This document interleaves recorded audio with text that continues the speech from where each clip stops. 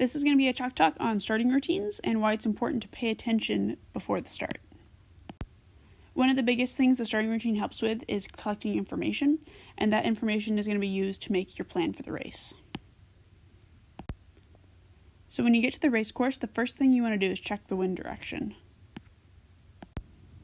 Generally, the race committee is going to try to set a square course, but because the wind shifts and oscillates, that's not always going to be the case. So when it comes to wind direction, we have three possibilities. The first is that the course is square and that the wind is coming directly down perpendicular to the start line. So in this case, when your bow is pointed straight into the wind on the start line, your sails are going to flap straight backwards, and your bow isn't pointed more towards the boat or towards the pin, it's straight ahead. That's when we know our course is square. Another option we have is that our wind clocks right in this direction. So in this case, when you point your boat head to wind on the line and your sails flap straight backwards, your bow is going to be pointed towards the boat. So that tells us something really important about the course. When your bow is pointed towards the boat when you check the wind, that means the boat end is favored. As a method of proof, we're going to use what we call the wind ladder, and the wind ladder is just some imaginary lines that run perpendicular to the wind. So now we have one boat that started at the boat end, and one boat that started at the pin end. So now we can see pretty clearly that the boat that started on the boat end is farther up the wind ladder than the boat that started on the pin end. And so what this means is that the boat that started on the boat end actually has a shorter distance to sail to the windward mark. So they have the advantage in this case. Let's go back real quick. I'm going to put the wind ladder on the square course just for contrast.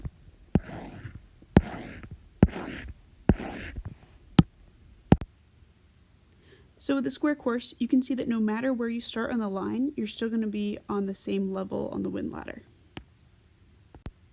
So in this case, there is no advantage to starting on the boat or the pin. So now let's go over here and we'll show our third option, which is the wind clocks to course left. So what this means is that when you point your boat head to wind on the line and your sails flap straight backwards, your bow is going to be pointed more towards the pin, which means that the pin is favored.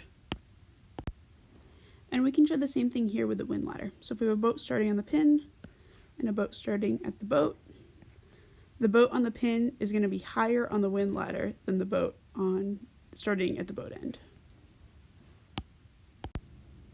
Fun fact, sometimes at practice we'll actually set a skewed line to see who's paying attention, so make sure you check the line. So the next thing we want to do is check for wind on the course. So you're going to do this by standing up in your boat, and you're looking for these dark patches of water, which are what we call puffs. We're also looking for lighter patches of water, which are an indication of less wind, and that's what we call a lull. So if your course looked like this, and we're assuming it's square, you're going to want to head over to the left side of the course to where all these puffs are. And when you make note of the wind, watch out for this right side, because this is a big lull, and that's going to slow you down, and so you don't want to go over there. Checking the wind is really important because these puffs will give you a huge speed advantage. So sail the puffs. Next, we have our favorite friend, current. And hopefully you checked the current before you went out, but if you didn't, there's some ways in the water that you can tell which way it's going. The most reliable way is to come down to the pin end and look which way the water's rushing around it. So if the water's rushing down on the pin, it's also coming down on the start line. And this means that during your start, you're going to have to get closer to the line because you're going to be fighting the current. If we have the opposite thing happening, this means that the current's going to be trying to push you over the line, and so you're going to want to hang back a little bit so you don't get pushed over too early. We can also have sideways current that'll push you along the line one way or another. And my personal favorite, the diagonal current, that will push you not only down the line, but over or under depending on which way the current's going. So I hope you can see why current is so important for starts. Even if you're in complete control of your boat, the current can still move you, and so you have to be prepared for that. So now we're going to move on to the setup and finding a good position on the line. So at this point, we should know which direction the wind's coming from, where the puffs are, what the current's doing, and what the favored side of the line is. For the sake of a demonstration, we're going to say that the wind is square on the course, there are no puffs, no current, and so there's no favored side of the line. One of the most important things about starting is finding your own space on the line. So here we have the whole fleet, which is in orange, and then your boat is going to be in pink. And you have a couple options here. You can come in here, here, here, or here. So we're going to call this 1, 2, 3, or 4. So let's take a look at position 1, your pink boat, and here you've sandwiched yourself between two other boats. And so the problem with this is that you have no room to accelerate, and so when you start, you're not going to be able to turn down and get speed for that acceleration. So position 1's probably not the best place to be. Position 2 is in the same category. You're sandwiched between two boats. You don't have that much room to accelerate, but you are on the line, which is a good thing.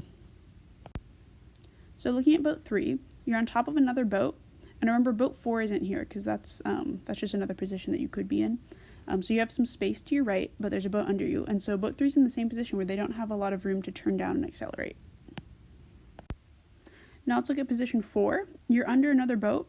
Remember, boat 3 is not there, so you just have a space down here, and so boat 4 actually has a lot of room to turn down and accelerate and start.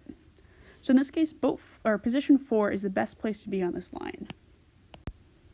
Also notice here we didn't talk about position 5, which is the second row start, because I'm just hoping that you won't be down here. Let's recap the starting routine. The first couple of things you're going to do is just a collection of information. So we're asking, where's the wind coming from? Where are the puffs coming from? Which side of the course has more pressure? Which side is favored? Where's the current going? How's that going to affect my start? And then, which is the favorite side of the line? Should I be starting on the boat or should I be starting on the pin? The next part is finding a hole in the line so you can get a clean start. And the most important part is sticking to your plan. You know which side is favored, you know where the puffs are, you know where the current's going. You need to follow through and put yourself in that favored position. So that is starting routines, and there will be separate videos on acceleration and the 30 seconds before the start, but that's all for now.